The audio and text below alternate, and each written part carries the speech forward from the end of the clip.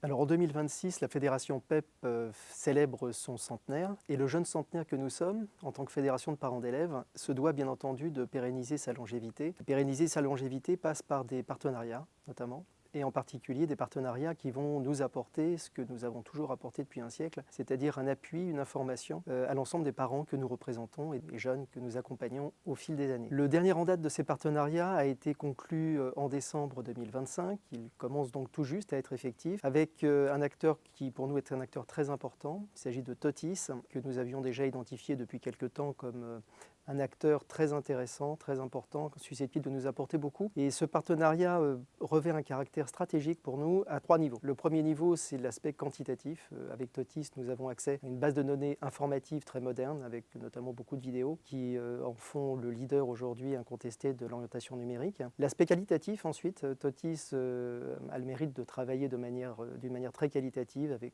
des contenus qui sont véritablement à la pointe de la technologie actuelle. Et puis la troisième raison, c'est que c'est un partenariat qui est interactif, c'est-à-dire que non seulement nous avons accès aux créations de Totis, mais nous pouvons également réaliser avec eux de la co-création, ce qui fait pleinement de ce partenariat quelque chose de totalement vivant et qui fait de la PEP avec ce partenaire un acteur plein et entier de l'orientation des jeunes. C'est donc un partenariat dont nous avons tout lieu de nous féliciter aujourd'hui, à espérer évidemment qu'il dure aussi longtemps que le siècle qui vient de s'écouler en notre compagnie. Merci à vous.